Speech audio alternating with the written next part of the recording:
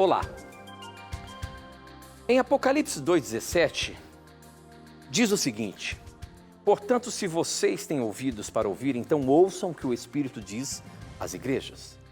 Aos que conseguirem a vitória, eu darei do maná escondido, e a cada um deles darei uma pedra branca, na qual está escrito um nome novo, que ninguém conhece, a não ser quem o recebe.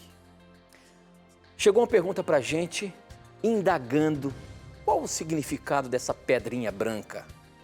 Por que foi usado, ou se isso é alguma analogia, o porquê disso? Tem algum significado essa pedrinha branca com um novo nome, que só quem receber a pedra é que vai saber? Esta e muitas outras questões você vai acompanhar agora, pois está no ar, na mira da verdade.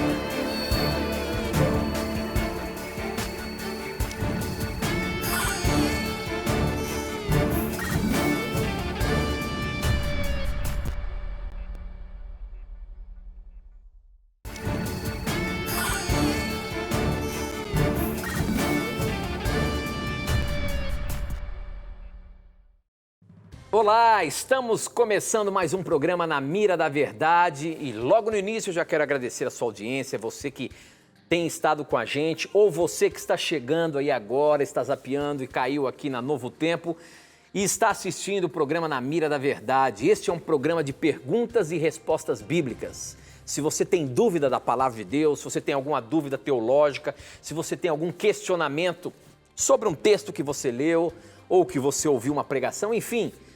Se você quer uma resposta bíblica do seu questionamento, manda pra gente. E você tem várias formas para mandar, que daqui a pouquinho eu falo. Nós abrimos o programa falando de um texto interessante, mas antes, quem está na mira para responder, baseando-se na Bíblia, é ele, professor Leandro Quadros. Tudo bem, professor? Tudo bem, Tito. Muito bom estarmos aqui novamente com o nosso telespectador, nossa telespectadora também. Sua pergunta será sempre muito bem-vinda aqui na Novo Tempo, no Na Mira da Verdade. Esperamos que você se sinta cada vez mais confiante de enviar a sua pergunta, de estudar a Bíblia conosco. Que Deus abençoe a sua família, que Deus abençoe a sua vida e esperamos as suas perguntas. Muito bem, olha, nós lemos aqui um texto no início do programa, um texto de Apocalipse capítulo 2, a partir do verso 17. E a pergunta, quem mandou essa pergunta foi o André Carvalho. E a pergunta do André é o seguinte, após a gente ter lido aqui o texto: a promessa de Cristo à igreja de Pérgamo é uma pedrinha branca ao vencedor. Qual o significado da pedrinha branca? Por que Jesus usou este símbolo? A gente viu aí, né? Além da pedrinha branca, professor, fala também que o vencedor vai comer do maná escondido, né? E fala dessa pedrinha branca que tem um nome ao qual apenas quem a receber é que saberá. Tem algum significado isso, meu amigo? Tem, aqui tem um contexto bem interessante. O Apocalipse foi escrito, né, para as igrejas, para os cristãos, para todas as pessoas de todas as épocas, né? Só que inicialmente, Deus mandou, Cristo na verdade revelou para o apóstolo João detalhes sobre 7 igrejas da província romana da Ásia, né? E cada uma dessas igrejas recebeu uma promessa, uma advertência, né, com exceção da primeira igreja do Apocalipse. E, obviamente, cada igreja recebeu uma mensagem específica de Deus e cada uma dessas igrejas também se aplicam a 7 momentos da igreja cristã ao longo da história deste mundo até a segunda vinda de Cristo. E para a igreja de Pérgamo, né, há uma promessa de que o vencedor receberia do maná escondido e também receberia de Cristo uma pedrinha branca. E sobre esta pedrinha escrito um nome novo, ao qual ninguém conhece exceto aquele que o recebe. E o que quer dizer isso? Bom, primeiro, o maná escondido é uma referência, né, aquele pão do céu que Deus enviava para os israelitas no deserto. Você vê algo bem interessante sobre o maná em Êxodo capítulo 16. Depois, Deus mandou guardar um pouco deste maná, que de acordo com Êxodo 16 parecia uma pequenina semente de coentro, né? Ficava aquela camada que eles poderiam recolher aquilo para comer ou para fazer pães daquilo. E diz Êxodo 16 que tinha sabor de bolos de mel. Então era uma coisa extraordinária que Deus enviava para eles. Então, uma porção foi guardada ali na Arca da Aliança como um memorial constante de que Deus os havia sustentado no deserto. Depois Cristo aplicou a Ele mesmo o significado do pão que desce do céu.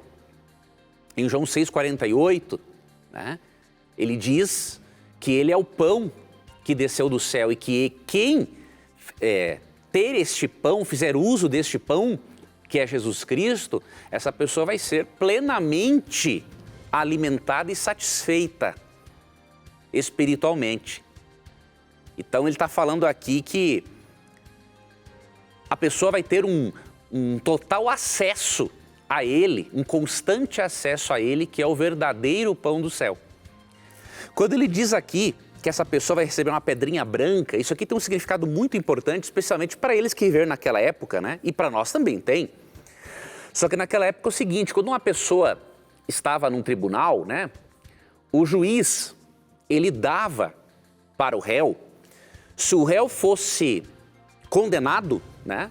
Fosse demonstrada a culpabilidade dele, ele recebia uma pedrinha preta. O juiz colocava-se uma pedrinha preta, né? Em sinal de que o indivíduo foi condenado. E quando era absolvido, ele recebia uma pedrinha branca. Então o que Cristo está lembrando aqui? Da justificação pela fé em Cristo. Né?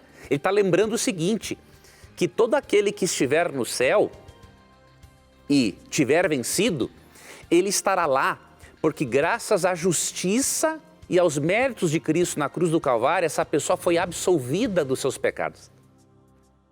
Então, essa pedrinha tem esse simbolismo, né? Uma pedrinha branca simboliza o quê? Absolvição, perdão. Então, ele está utilizando-se da forma como o juiz dava a sentença na época para lembrá-los de que eles estarão lá unicamente pelos méritos de Cristo e que eles foram livres da condenação, que é a morte eterna do pecador, de acordo com Romanos 6,23, foram livres porque Cristo, né, pagou a pena no lugar deles, e nossa também. E quando fala de um nome novo, aqui tem alguns significados, de acordo com os eruditos, né? Primeiro, na Bíblia, quem dá um nome novo a alguém, ele exerce autoridade sobre essa pessoa. Tá? Então, especialmente quando Deus dava um novo nome, né, que Deus chamou aquela pessoa para uma função e que Deus tinha autoridade sobre aquela pessoa. Então, ele estaria dizendo aqui, entre outras coisas, que esta pessoa que recebe este novo nome, só Deus terá autoridade sobre ela e nunca mais nenhum ser humano. E para eles que passavam por perseguição, isso é muito significativo. Né? Então, eles enfrentavam perseguição, especialmente do Império Romano na época, né? E aí, quando diz que eles recebem um nome novo, quer dizer o seguinte, vocês vão estar sob o domínio, sobre a autoridade só de Deus, de mais nenhum reino humano, de nenhum perseguidor humano mais. Essa mensagem. E também quando diz que ninguém conhece esse nome exceto aquele que o recebe, não é que nós não vamos saber como as pessoas se chamam, isso seria um absurdo, né? Mas nesse contexto quer dizer que a sua experiência pessoal por receber este nome, que retrata tanto que só Deus será o Senhor da sua vida e que retrata também a sua experiência neste mundo de pecado, você realmente vai conhecer o que na verdade significa esse nome, porque você foi quem vivenciou uma experiência pessoal com Deus. Então esses são, em resumo, os significados, né, alguns dos significados, os principais desse texto.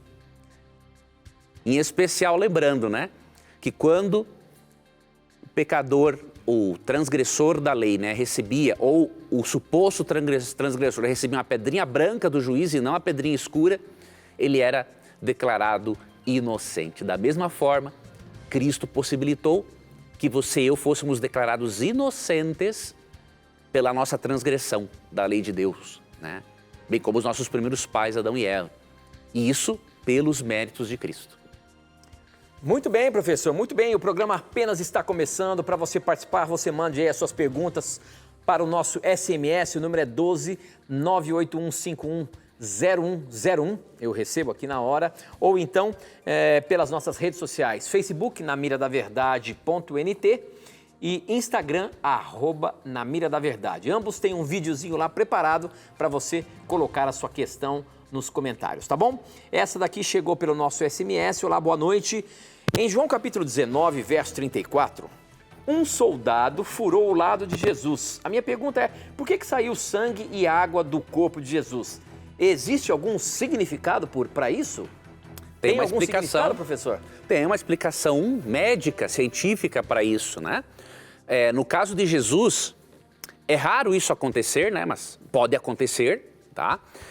Jesus, como ele não somente enfrentou dor física na cruz, né? Ele mais do que a dor física, ali você vê em Mateus 27, 46 e 47, que ele diz assim, Deus meu, por que me desamparaste?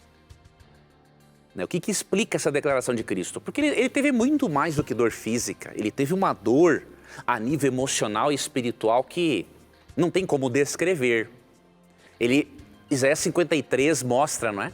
Capítulo 53, versos 4 a 7, que o Messias receberia a culpa de todos os pecados da humanidade. E o que Isaías 59, verso 2 diz? Que o pecado causa uma separação entre o pecador e Deus. Então, quando Cristo recebe a culpa de todos os pecados, né, para poder nos transmitir a justiça dele, que ele merecia, Cristo tem o seu coração partido.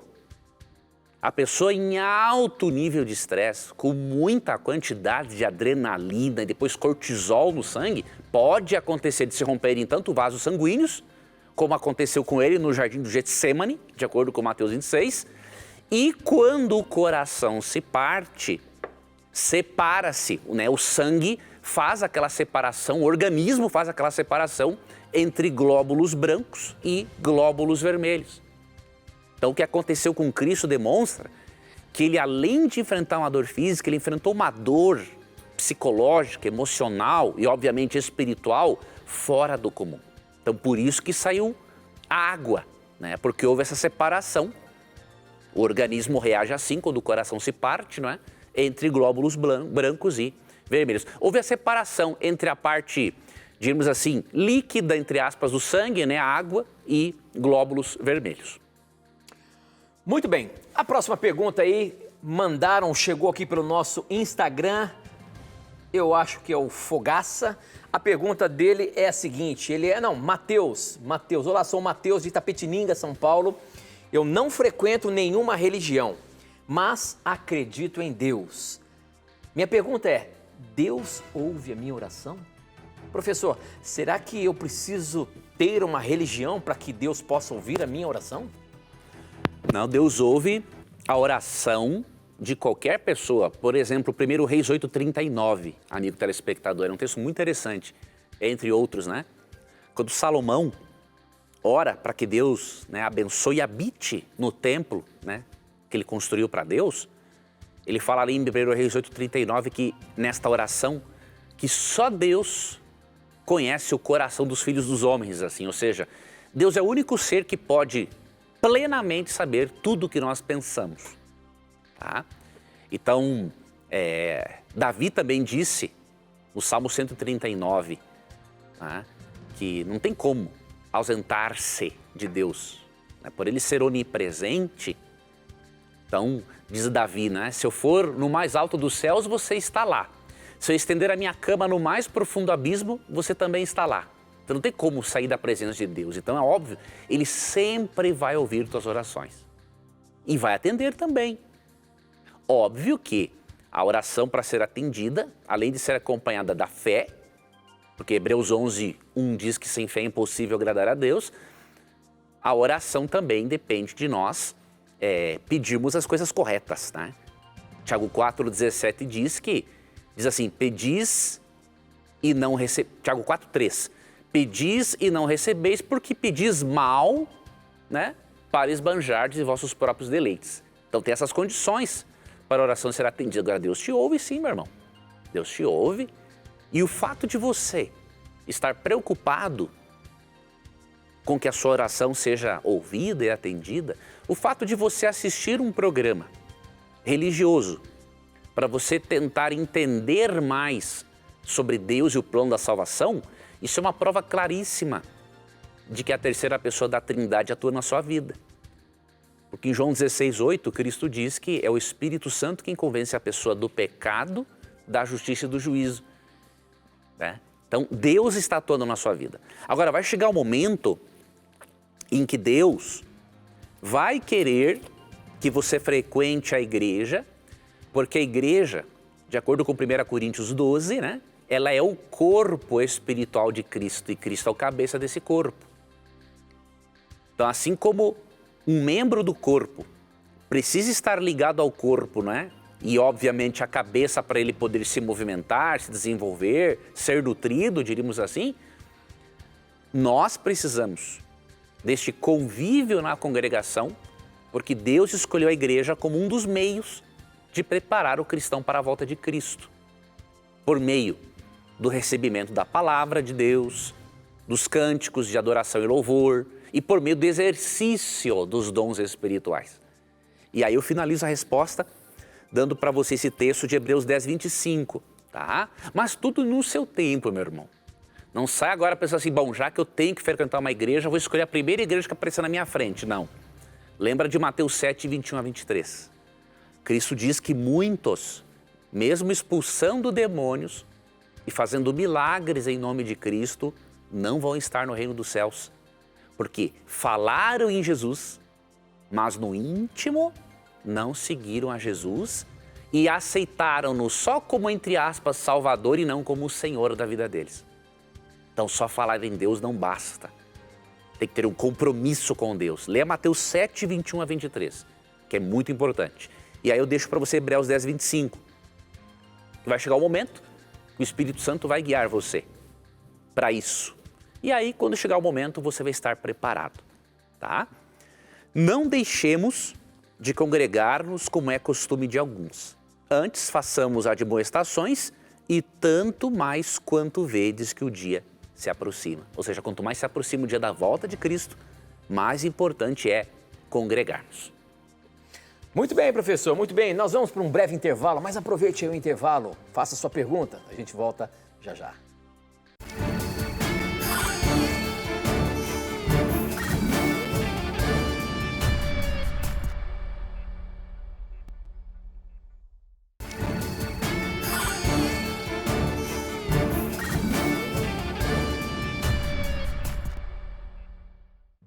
Já estamos de volta. Mande a sua pergunta para o nosso SMS, o número é 12981510101. Eu recebo aqui na hora, ou então pelas redes sociais, facebook.com/na mira da verdade, ou melhor, .nt, isso mesmo, na mira da verdade.nt. Nosso Instagram é @na mira da verdade. Antes de eu fazer a próxima pergunta aqui, deixa eu apresentar para você aí um estudo bíblico fantástico. É esse aqui, ó, Verdades para o Tempo do Fim. Você que talvez ainda não solicitou este estudo bíblico, aproveite, peça agora, acesse o nosso blog novotempo.com/na mira da verdade. Lá você vai ver a imagem dessa revista, é só clicar na imagem que você vai ser direcionado para fazer um cadastro para que ela possa chegar gratuitamente na sua casa, tá bom? É um estudo bíblico para o tempo em que nós estamos vivendo, o tempo do fim. Nós acreditamos e temos, baseando-se na Bíblia, certeza de que nós estamos no tempo do fim. E se você quer saber temas relacionados a esse momento que nós estamos vivendo e como se preparar para aguardar aquele grande dia em que Jesus virá nos buscar, peça agora mesmo. Verdades para o Tempo do Fim. É gratuito. Graças ao projeto Anjos da Esperança, você pode ter esse estudo bíblico, você pode estudar com a gente sem pagar nada, tá bom? Peça agora mesmo. Se você preferir, você pode ligar para o nosso pode ligar para a gente no horário comercial. Nós temos uma equipe grande para atender a sua ligação e solicitar o curso bíblico do programa Na Mira da Verdade, tá bom? 0 operadora 12 21 27 3121, só que tem que ser no horário comercial. Quem sabe em breve aí poderemos ter um atendimento também a qualquer hora do dia e da noite, mas por enquanto, no horário comercial, você pode ligar para a gente e solicitar o seu curso bíblico, tá bom? Professor Leandro Quadros, o pessoal participando aí no Facebook, no Instagram, essa pergunta do Facebook, quem mandou foi a Daimara, e a pergunta da Daimara, que é de Jundiaí, São Paulo, é a seguinte: eu gostaria de saber se haverá um sinal anunciando a saída de Jesus do santuário. Espera um pouquinho. Vamos contextualizar aí o nosso telespectador para ele entender o que quer dizer isso.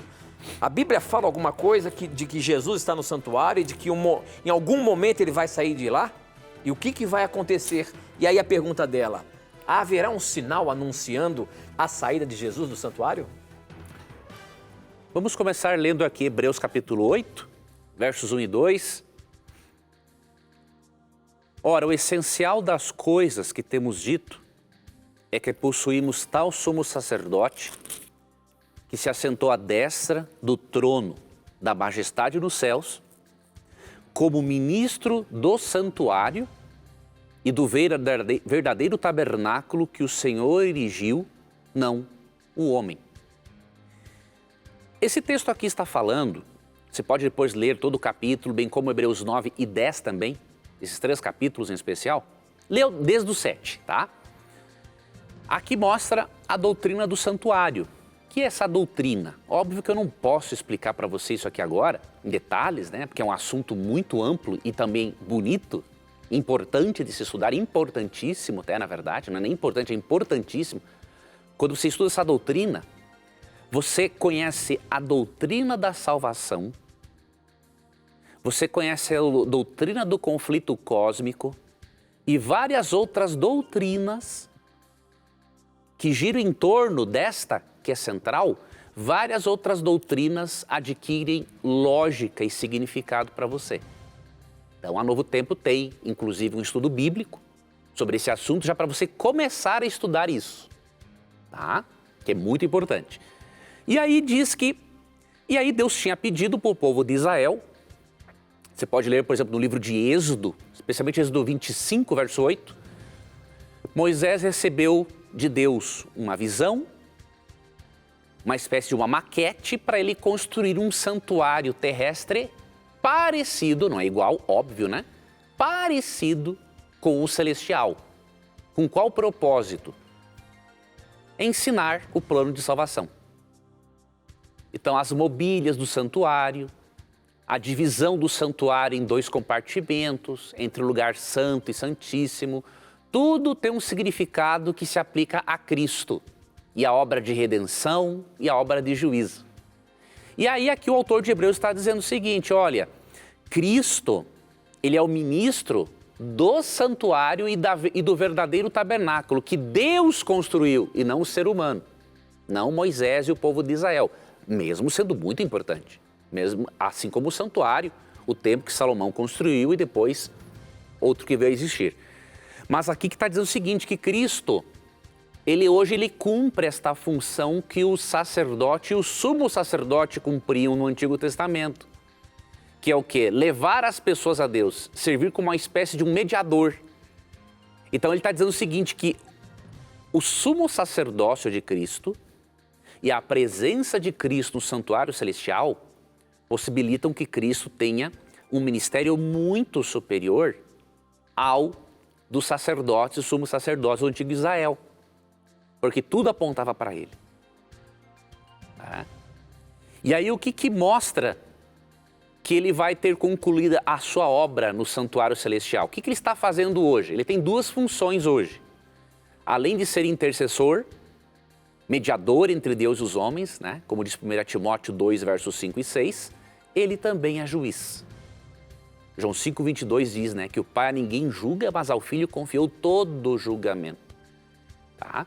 Então, quando você estuda essa doutrina, com base também em Daniel 8,14, que eu não vou mencionar aqui agora, você percebe que Cristo tem essa dupla função no céu. E aí, óbvio, um dia ele vai sair de lá, porque ele prometeu, em João 14, 1 a 3, que ele voltaria para buscar os seus. Então, quando ele terminar esta obra de juízo que já começou, você pode ler, por exemplo, Apocalipse 14, versos 6 e 7, 1 Pedro 4, 17, né? Daniel 8, capítulos 7 e 8 também falam disso. Quando ele terminar esta obra de juízo e intercessão, ele volta para buscar os seus. E diz Apocalipse 22, 12, né? Ele vem para dar a cada um segundo as suas obras. Tá? Então as obras não que elas salvem, mas elas são um termômetro da fé, de quem realmente aceitou a Cristo. Quando ele terminar, ele vai voltar para buscar os seus. E qual é o indício de que ele termina? Você pode ler Daniel 12, verso 1, e Apocalipse, capítulos 15 e 16. Quando fala que Cristo sai do santuário, primeiro ocorrem 7 pragas do Apocalipse, que são 7 juízos de Deus sobre a humanidade que vai rejeitá-lo, e bem como o seu plano de salvação. Óbvio que quando começar essas pragas, elas já são parte do juízo final. Não são total, né? O juízo final termina depois. Esse é um outro assunto. São parte do juízo. Então, quando começam com as pragas, os destinos já foram decididos, né? Quem é de Deus não vai ser atingido por nenhuma praga, né? Salmo 91 tem essa promessa. E aqueles que se rebelarem contra Deus, aceitarem o sinal da autoridade, né, dos 2 poderes representados por 2 bestas no capítulo 13, vão receber essas pragas. Então, quando começar a cair a primeira, e nós não sabemos a data disso, não adianta especular, ficar viajando na maionese, nós não sabemos disso, mas quando começar, e aí você tem que estudar a Bíblia para saber quais serão esses juízos, né? Aí nós sabemos que Cristo já concluiu a sua obra. Tá? Então, peça esse estudo da Novo Tempo sobre o santuário, para você começar a estudar esse assunto de extrema importância. E depois você pode ir adquirindo literaturas, por exemplo, com a editora Casa Publicadora Brasileira. Tá? Procura na internet C de Casa, P de Paulo, B de Bola, cpb.com.br, ou em horário comercial você liga para 0800 979 0606. Tem uma série que é de extrema qualidade, que é da Imprensa Universitária Adventista. Vai no Google, digita Unaspress, com 2 S's no final, você vai ver uma série, tá, de volumes sobre a doutrina do santuário, Daniel e Apocalipse, porque essa doutrina está presente, né, em especial em Daniel e Apocalipse. Então é uma série já mais acadêmica, mas numa linguagem acessível. Para quem quiser se aprofundar nesse assunto, recomendo esta série da Imprensa Universitária Adventista, que é uma editora do UNASP, do Centro Universitário Adventista. Muito bem, professor, muito bem. Próxima pergunta. Olá, possuo uma dúvida. O rei Salomão pediu a Deus sabedoria. E Deus deu sabedoria a Salomão. A Bíblia assim o diz. Ele foi o homem mais sábio do mundo. Por que ao fim da vida ele se corrompeu, se distanciando dos caminhos de Deus e do seu pai Davi? Se ele teve uma sabedoria divina, como é que ele se corrompeu? E a Bíblia fala se ele se perdeu, professor, ou não? A gente sabe que ele foi longe, mas o que a Bíblia fala sobre Salomão aí, esse homem que foi tão sábio? Em primeiro lugar, queridos, temos que entender uma coisa. Sabedoria não é garantia de impecabilidade. Isso não existe, tá? Enquanto o ser humano não for glorificado, algo que ocorrerá por ocasião da segunda vinda de Cristo, né? 1 Coríntios 15, 1 Tessalonicenses 4, 16, 17, mostra que quando Cristo voltar, os mortos serão ressuscitados e os vivos transformados. Então o corpo, a mente, tudo é transformado e glorificado para a pessoa poder estar apta para viver na eternidade com Deus. Então, a sabedoria não garante que você vai deixar de ter uma natureza pecaminosa. Isso só será tirado do ser humano quando Cristo voltar e transformar essa nossa natureza. Então, a sabedoria de Salomão em nenhum momento tornou impecável. Tá? O que diz Romanos 3? Por exemplo, Vou ler aqui só o verso 10. Como está escrito, não há justo nenhum sequer. Não há quem entenda, não há quem busque a Deus. Todos se extraviaram, a uma se fizeram inúteis. Não há quem faça o bem, não há nenhum sequer. E aí segue falando o seguinte, não que não há pessoas boas, mas que até mesmo as pessoas boas, para fazerem a bondade, elas dependem da ajuda de Deus, porque a nossa natureza tende a fazer o que é mal. Então aqui está falando em Romanos 3 da condição de todos os seres humanos. Nós somos corrompidos pelo pecado. Então a sabedoria de Salomão jamais iria impedi-lo de ser um pecador. Agora, ele poderia realmente ter feito uso dessa sabedoria para não ter ido tão longe. E o que Deus nos ensina aqui? Veja bem, você lê 1 Reis capítulo 11 e você vê que além da poligamia, Salomão praticou algo de, assim, extremo, uma coisa absurda. Ele chegou a cultuar divindades pagãs. Porque diz 1 Reis 11, como ele teve muitas mulheres e muitas mulheres de nações pagãs, ele foi influenciado. Então olha para você e eu analisarmos. Se um homem com a sabedoria de Salomão foi corrompido por más companhias, imagina o que pode acontecer com você e comigo. Muito mais fácil. Então você tem que cuidar muito na escolha do seu... Não estou dizendo que isso quer dizer que vai ser tudo às mil maravilhas, não. Mas você tem que fazer escolhas inteligentes, tanto do seu namorado, sua namorada, seu cônjuge, o seu círculo de amigos, porque existem pessoas tóxicas que vão afetar você. Tá? 1 Coríntios 15, 53. As más conversações corrompem os bons costumes. Não tem como uma palavra ou uma ideologia ser neutra na sua vida. Provérbios 18, 21 diz, né, que na linguagem há o poder da vida e da morte. Então você tem que atentar para isso. Se Salomão, com toda a sua sabedoria, né, de acordo com 1 Reis 4, compositor de 1005 cânticos, ele se corrompeu por más companhias, imagine o que acontece conosco. Tá? Então isso é uma lição para nós. Nós vemos na conclusão de Eclesiastes, né, capítulo 12, versos 13 e 14, que apesar de ele ter ido longe demais, ele reconheceu, se arrependeu, né? Leia os versos 13 e 14. Apesar de ele estar com uma visão pessimista da vida em Eclesiastes, ele fecha o livro demonstrando a sua lucidez espiritual. Ele diz assim, ó, de tudo que se tem ouvido a suma ou a conclusão é, teme a Deus, ou seja, o que é temer a Deus? É amá-lo de forma reverente, é respeitá-lo, tá? Não é ter medo. Tema a Deus e guarde seus mandamentos, porque isso é o dever de todo homem. E aí no último verso, porque Deus há de trazer a juízo todas as obras, até as que são escondidas, quer sejam boas, quer sejam más. Então ele conclui o livro de uma forma que demonstra que ele reconhecia os seus erros e que ele realmente tinha se aproximado de Deus novamente. Muito bem, professor, muito bem. A próxima pergunta, a sua resposta vai ter que ter 2 minutos. Olha só a pergunta do Robson Monteiro.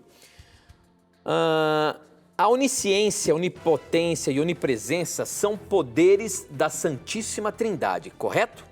Me tira uma dúvida, cada poder é exclusivo para cada pessoa da Trindade ou os 3 poderes estão em cada pessoa da Trindade? Olha aí a pergunta, professor. Não tem como, veja bem, é importante essa sua pergunta, viu? Muito importante. Veja, qual é a diferença da trindade bíblica para o politeísmo, né? Porque muitas pessoas dizem assim, não, a doutrina da trindade é politeísta. Não, quem fala isso, com todo respeito, não sabe o que está dizendo. Não tem nada a ver uma coisa com a outra. A doutrina da trindade bíblica ensina, sim, a existência de 3 pessoas distintas. Deus Pai, Deus Filho e Deus Espírito Santo. Por que não é politeísmo? Aqui que está a essência dessa resposta para você. A trindade bíblica, contrariamente ao politeísmo, ensina que as três pessoas da divindade têm a mesma essência. Exemplo, você e eu temos a mesma essência, somos seres humanos.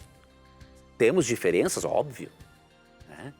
Mas, essencialmente, somos seres humanos. Então, as três pessoas da divindade têm a mesma essência.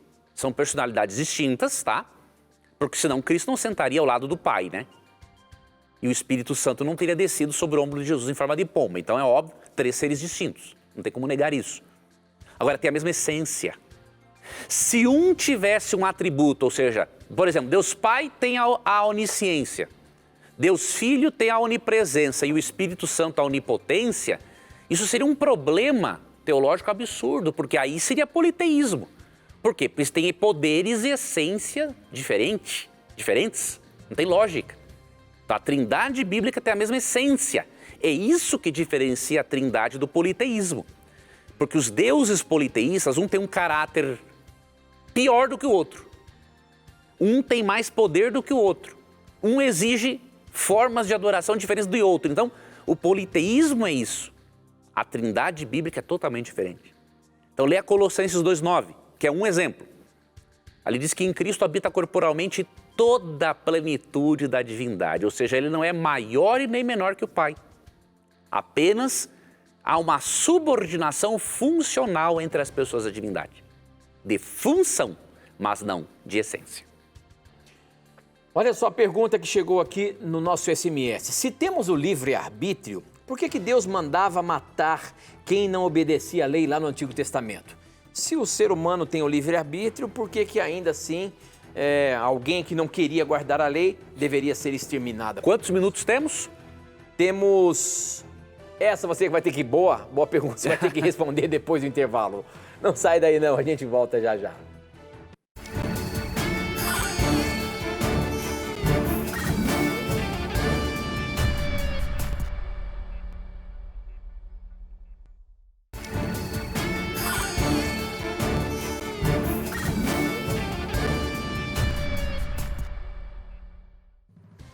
Já estamos de volta e a pergunta que ficou em aberto aí é o seguinte: se temos o livre-arbítrio, por que no passado Deus mandava matar quem não obedecia à lei? Lá no Antigo Testamento. Professor, se foi dado ao ser humano o livre-arbítrio, por que ainda assim Deus mandava matar quem não guardava a lei, professor? É assim mesmo que a Bíblia fala? Livre-arbítrio não é sinônimo de libertinagem. Nós temos que primeiramente separar essas duas coisas, tá? Leia Romanos 6. Paulo diz em Romanos 6 que em Cristo nós somos livres. Livres para quê? Livres da condenação da lei e do poder do pecado. Mas não somos livres da presença do pecado. Então nós somos pecadores. Agora, quando a Bíblia diz em Romanos 6 que nós somos libertos da morte eterna, da condenação da lei, que é a morte eterna do pecador, e somos libertos também do poder do pecado, quer dizer que agora o ser humano não precisa ser um escravo. Vai continuar sendo pecador? É óbvio. 1 João 8 diz que aquele que diz que não tem pecado é um mentiroso. Então ele já está pecando só dizer que ele não tem pecado, né? Então veja, você não pode confundir, querido telespectador, livre-arbítrio com libertinagem. Tá? Duas coisas totalmente diferentes.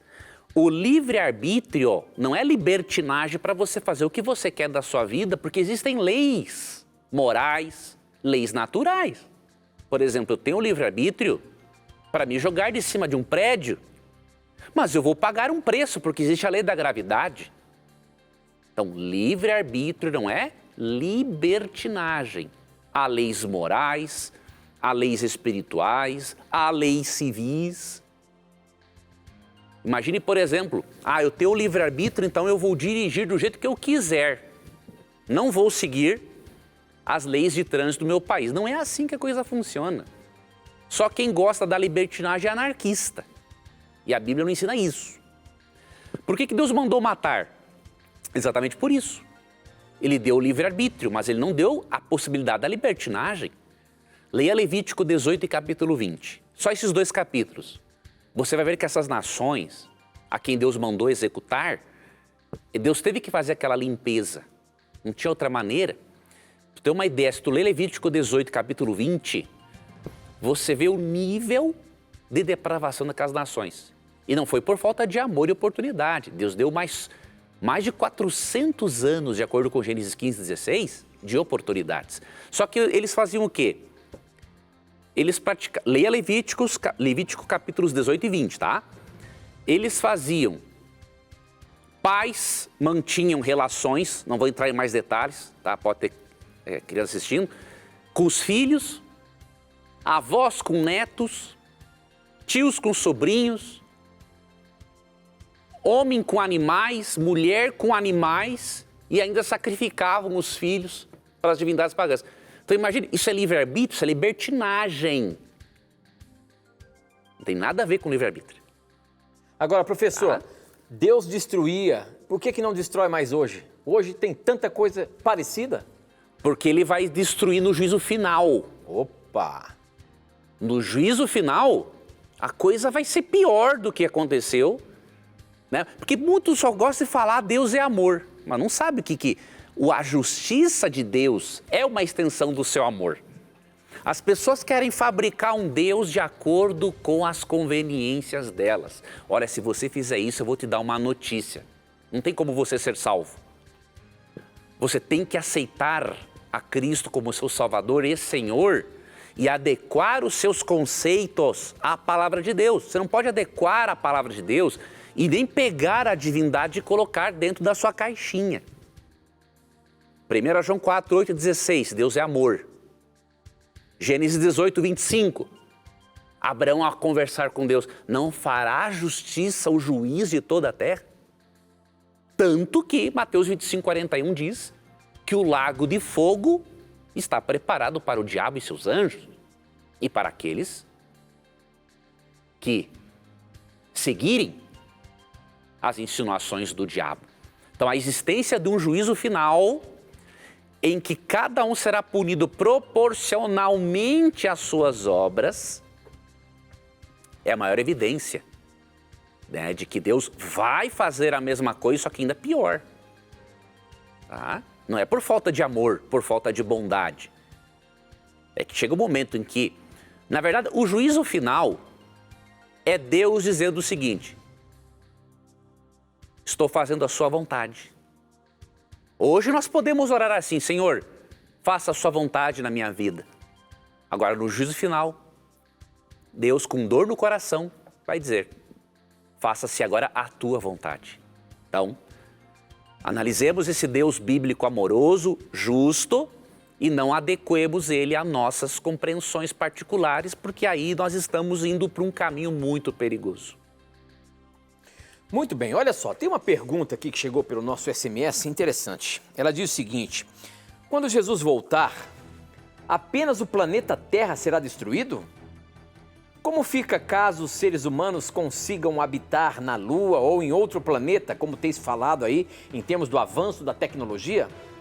Creio que essa habitação não acontecerá, pois acredito que o evento se assemelha com a Torre de Babel. Interessante aqui o raciocínio dela, professor.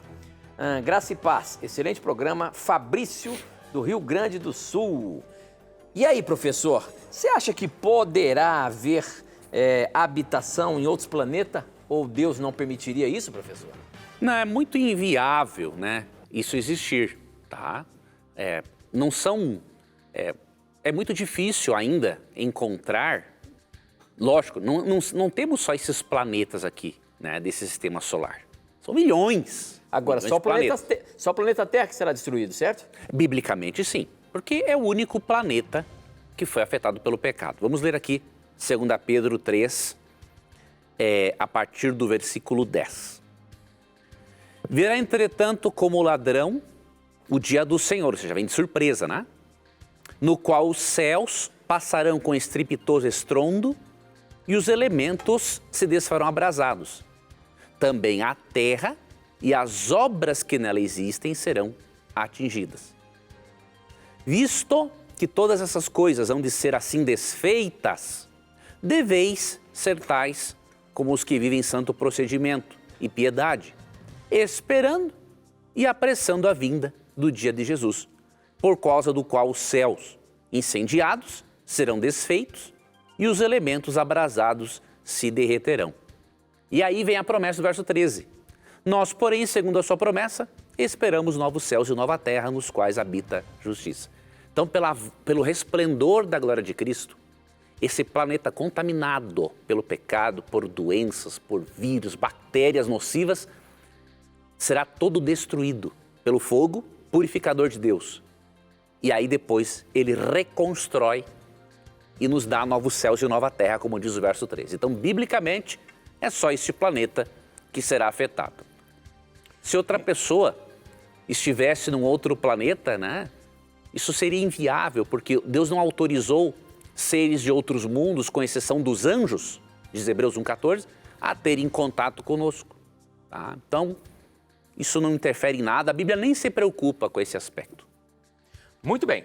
A próxima pergunta aí, quem mandou foi a Bibi, ela mora em Mauá, obrigado pela sua participação, e ela diz o seguinte, gosto muito do programa, não tenho religião. A pergunta é, depois que a pessoa morre, ela ainda tem chance de salvação quando ressuscitar? Ou ela ainda terá chance de salvação quando ressuscitar? Professor, explica pra gente aí essa questão. Veja, a pessoa não terá mais oportunidade de salvação, né? Nem durante, nem depois da morte. Por dois principais motivos. Primeiro, de acordo com a Bíblia, eu sei que boa parte dos cristãos pensa diferente, tá? Mas como assim? E nós respeitamos isso. Mas a Bíblia não ensina, querido telespectador, querida telespectadora, que exista uma alma consciente que sobrevive fora do corpo, tá? Isso é filosofia grega que entrou, obviamente, na igreja cristã por influência de um grande pensador, que eu gosto muito, Santo Agostinho. Mas, porque Agostinho, ele gostava muito das obras de Platão, então isso influenciou na sua teologia, mas ele, obviamente, foi usado por Deus, né, para fazer muita coisa pela igreja, então não negamos isso. Agora, a Bíblia não apresenta essa visão dualística grega, ou seja, dualística que separa o humano, né, em dois, corpo e alma, não. A Bíblia apresenta o ser humano como uma natureza holística, não dualística. Holismo vem do grego holos, quer dizer integral. Então, no pensamento judaico-cristão, né, primitivo, tá, inclusive o hebreu bem anterior, a morte é um estado de inconsciência até a segunda vinda de Cristo. Por quê? Porque para existir vida, tem que ter a união dos diferentes aspectos do ser. Por isso que a natureza humana é holística, né? Físico, mental e espiritual. Quando há essa separação, acabou a vida. E aí Eclesiastes 9, versos 5, 6 e 10 dizem assim, porque os vivos sabem que hão de morrer, mas os mortos não sabem coisa nenhuma. Nem tampouco terão eles recompensa, porque a sua memória jaz no esquecimento, você está entregue ao esquecimento. Amor, ódio e inveja para eles já apareceram. Ou seja, se o morto, além de não saber nada, não sente amor, ódio nem inveja, é total inconsciência. Porque se estivesse no céu, ou em um lugar intermediário, ou no mundo espiritual, ele ia sentir amor. Ia estar agradecido a Deus por estar num bom lugar. Mas lá a Bíblia diz que ele não sente amor. Diz que não sente ódio nem inveja. Se estivesse no inferno agora, ou estivesse num purgatório, alguma dessas coisas ele sentiria. Mas a Bíblia diz que ele não sente isso. E aí no verso 10, tudo quanto tiver a mão para fazer, olha, até mesmo em relação à salvação, tudo quanto tiver a mão para fazer, faze-o conforme as tuas forças. E agora vai dizer o porquê. Porque no além, para onde tu vais, não há obra, nem projetos, nem conhecimento, nem sabedoria alguma. O além é a sepultura, tá? O mundo dos mortos, a sepultura, para o pensamento hebraico. Então veja, se não há consciência na morte, não tem como você ouvir a mensagem de salvação. É por isso que agora nós vamos para o segundo motivo. O segundo motivo pelo qual não haverá oportunidade de salvação após a morte é porque Hebreus 3, 12 a 15 e 2 Coríntios 6, 2 ensinam que hoje é o dia da salvação. Ou seja, só em vida você pode decidir o seu destino com a ajuda do Espírito Santo ou com a ajuda do diabo. Você que vai escolher. O Espírito Santo nos guia ao arrependimento. Nós não conseguimos nos arrependermos sem a ajuda dele, diz Romanos 2,4. Mas ele não nos pega pelo colarinho e nos obriga a nos arrependermos. Tá? Então, nós temos que permitir que o Espírito Santo nos guie a Jesus. Ou permitirmos que o diabo nos leve para o lago de fogo com ele, lago esse que será aceso depois do milênio, de acordo com Apocalipse 20, versos 7 a 10. Então a oportunidade é em vida, depois não tem mais oportunidade. Agora, só lembrando que a pergunta dela foi após a ressurreição. Se ainda Mesma vai ter coisa, chance de mesma salvação. coisa. Por isso, Se morreu perdida, na ressurreição já é o extermínio, correto? já foi. Né? Diz Hebreus, diz os textos que eu citei. Hoje é o dia da salvação, depois não tem mais. Muito bem. A próxima pergunta pelo SMS aqui é o seguinte: a paz do Senhor, sou Eudervan, diácono, moro em Itapicuru, na Bahia, e gostaria de saber se um casal evangélico casou apenas no religioso, sem efeito civil, esse casal está em fornicação ou estão na bênção? 2 minutos para a gente acabar o programa, professor. Veja, perante a lei, né, civil, o casamento religioso tem também efeito civil, mas óbvio, isso não descarta o casamento no civil. Na Bíblia, o casamento é um testemunho. É um testemunho que você está formando uma nova família, tá? Que é a base da sociedade. É um testemunho de que você... É um testemunho perante a sociedade e perante Deus. De que você está formando uma nova família. Então, no antigo Israel, né, os noivos faziam um contrato de 1 ano. Já era considerado casamento aí. Se fosse rompido esse contrato, já era divórcio. E depois de 1 ano, nesse casamento civil, diríamos assim, que era um testemunho perante os juízes, tá? Aí tinha o casamento religioso. Então, para a Bíblia, tem que ter o casamento sim no civil. Quando segue-se a ordem de Gênesis 2:24, né? Deixa o homem o pai e sua mãe, ou seja, independência, se une à sua mulher, matrimônio, e se tornam uma só carne, que é a atividade sexual. Se não há esta ordem, aí perde-se o sentido de um casamento no religioso. Mas o casamento civil continua sendo muito importante, porque é um testemunho tanto perante Deus, o religioso, mas também perante a sociedade. Então é importante sim que o cristão esteja de acordo com as leis do país, porque na Bíblia o casamento é um testemunho perante a sociedade e também perante Deus. Muito bem, professor, muito bem. Eu queria dizer para você que todos os programas na Mira da Verdade você pode rever no nosso NT Play. Se você ainda não conhece, acesse aí ntplay.com e você vai ver não só o Na Mira da Verdade, mas como todos os programas daqui da TV Novo Tempo. Eles estão lá disponíveis para você rever, estudar, aprender e tudo mais, tá bom? Acesse aí ntplay.com e conheça mais sobre a programação da TV Novo Tempo. Professor, chegamos ao final de mais um programa. A gente se encontra na semana que vem, se Deus quiser. Obrigado aí pelas respostas das perguntas que chegaram hoje aqui pra gente. Maravilha, Tito. Foi um prazer estarmos juntos novamente aqui. Obrigado, amigo telespectador, amiga telespectadora. E lembre-se, né, que sempre que você, nesse programa, tiver a coragem de perguntar, só a Bíblia terá coragem de lhe responder. Um abraço. E aqui, como sempre, você já sabe, sempre as suas dúvidas e os seus questionamentos estão na Mira da Verdade. Até o nosso próximo encontro. Tchau.